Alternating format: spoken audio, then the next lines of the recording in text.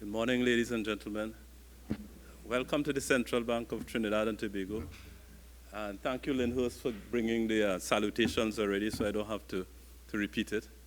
But we are really thrilled and happy that you took the time to be with us today on this very important occasion when we are talking about basically the rights of consumers, financial consumers in Trinidad and Tobago, and I must say also in the wider Caribbean and the rest of the world. Why I'm saying this is because we are still one of the few countries in the Western Hemisphere, and indeed the only one in the Caribbean, to have a financial services ombudsman's office. And we have been using that and reaching out to our colleagues in the rest of the Caribbean to show them the way. And at the governors' meetings, there's often the question, how do you do it? How do you deal with financial complaints and redress and so forth? And I tell them, talk to Dominic. So they have been reaching out to him. He has been gracious and personable as he normally is. And we are really helping a lot. Even in the area of financial literacy in Suriname and Guyana, we have been working with a number of our counterparts to help them along. So not only we are dealing with our own situation, but we are reaching out and we are showing the world how things are being done. So today, as I said, we have a very important occasion and a regular breakfast meeting. I want to start by congratulating Dominic and his team for an excellent year's work. I think a lot of strides have been made, and we want to recognize that and be proud of it. In the area of outreach, there has been a number of new initiatives, and I must say very creative and dynamic initiatives. So you see people who I recognize as staff members. I don't know if you paid them or they just did it on their own, but they're all good looking and very personable too. And you see them on the strip ads, you see some very interesting jingles, you see social media, you see a lot of things. So I think this is very welcome that we are trying new things, that we are reaching people, and the outreach is having an effect. So congratulations on that. In terms of the actual complaints also, over the year, I'm talking 2017 to 18, but it has bled into later on, we have at least 1,100 complaints that have been registered. And I think this is important because people are seeing the Ombudsman's office as the go-to place for redress. And we want to be proud of that there is awareness and that there is confidence and a feeling that something can be. You have an honest broker that can move things along and give you at least an understanding. Even if it doesn't come in your favor, at least it is a fair judgment. As Lyndhurst said, and as Javon had talked about in the prayer, we want to be balanced. We want to be fair and effective, and I think this confidence is coming. In terms of the coordination also, in March 2018, there was a major step of partnering with a number of institutions, including the Bankers Association, Insurance Association, Tobago House of Assembly, Stock Exchange, and a number of others, in the important area of financial literacy and education. Because ultimately what you want is to have a society that is so empowered and knowledgeable that you may not even have to have redress, because everyone knows their rights, everyone can exercise it, and everyone can be able to assert those rights and responsibilities.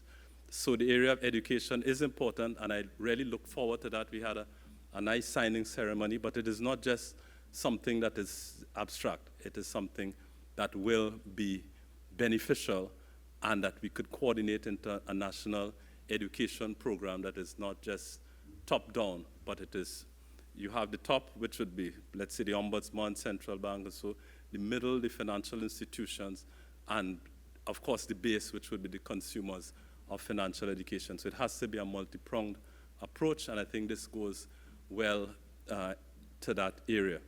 And we really look forward to it, and the banks and insurance companies are really excited to move things along because they have their disparate programs, but once you coordinate it, you get even more, the sum of the parts is even more dynamic than if you put them individually. So you could have a whole overwhelming sort of push towards education and literacy. The other important thing that I think we want to recognize in this year past was the focus on the youth. And you saw the beautiful youths singing for us, but Dominic and his team have really focused on the youth and in a very meaningful way. In March 2018 and 2019, I believe we have the Global Money Week. And again, that is more being pushed towards making it interesting, dynamic. You have tents, you have people, children coming along, and they're really seeing what is it to be financially aware, literate, empowered, and responsible. Because this is, we will be here for a little while longer, but the youths are taking over, our children, our children's children. So we want to invest in them to be able to be even more responsible than we are. So congratulations again for your work on the youth, and I think it is having an impact, and we would see the impact now, but we will also see it later on when it really matters, when the country needs this sort of stability, support, and challenge too, because they would want to say, well, listen, are you saying you are being responsible? How come you are spending so much? I might tell you that, or I might tell the government that, or I might tell the central bank that. So they will also be able to keep us in line. So I want to congratulate the ombudsman for all this work during the year. But of course, we have to move forward. And I want to lay down some challenges. And I would like to lay down some challenges in 4 areas. The first is on social media. I think we could do a lot more on the social media because it is fresh, it is new, it is also effective. Sometimes it gets crazy, it gets out of hand, but it is a fact of life. And the youths and a lot of people do take their cue from what is happening in social media. So let's even use that more. I know we have the Facebook and Twitter and all that good stuff, but let's push even more in that area. We might want to develop some apps that teach people how to do different things electronically, because people use their cell phone. They don't want to read anything. They don't want to hear anything. But they're on the phone, something that is meaningful, that catches you, grabs you by the throat. Let's work on that. Of course, social media always has risks, but that's all right. I mean, you could get into controversial areas, but Dominic is no stranger to controversy, so I'm not worried about that.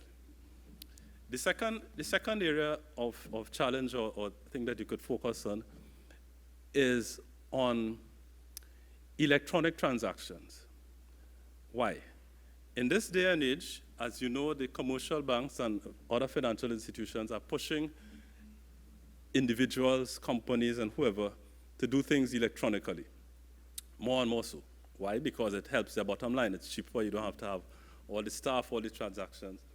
And in principle, it could help to improve financial inclusion because more people could come in, could get their transactions done. It could be done faster. You could do it online. You know, you don't have to line up. And so it could reach a lot of people. And then you have, in a lot of countries, you have, like in Kenya, M-Pesa, and those sorts of things that bring people who are not able to go into banks, bring them into the financial fold. So they could just have a cell phone, they don't have to have a bank account, and they go and things are done. But this has a flip side, and the flip side is the possibility of abuse, the risks involved, and then the redress. And this may be unfamiliar to us because we are used to dealing with things, paper transactions. You come in and you see a contract. When you have someone who has an electronic interface with the financial institution, suppose the blue phone is not working one day, or TSTT is down, or Digicel is not having service, or something happens, and they cannot make an important transaction. What happens? Suppose the same day they were to make the transaction, something happens, and then they miss the deadline. So they are, either their mortgage is in trouble, something happens, they are defaulting, not because of their fault, but because they get caught on something outside of them. Or suppose there's fraud in their transactions. They don't know, but suddenly $2,000 have come out of their account. They don't know where it is. And then they may not even know how to deal with it. How do you talk to the bank? What do you say? Who do you call? Because now you're so doing transactions that you forget, well, who to call. Then when you talk to the bank now, well, they put you on hold, and it could be confusing, and it could be a lot of panic involved. And even the question of what is a contract when you have an electronic transaction, especially you may have certain parts of the law that may be behind the curve. So you have to be aware of that.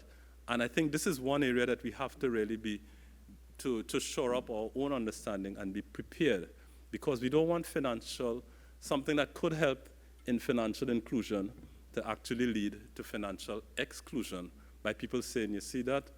I don't want a part of that. Give me my blue note because I can't deal with this thing. So we have to be aware and we have to give people confidence. So that's the second thing. The third aspect is on saving for retirement. Now, at some point people retire. Well, you could die before that, but you make it, and we don't generally want to think about that because, it's sometime in the future. But guess what?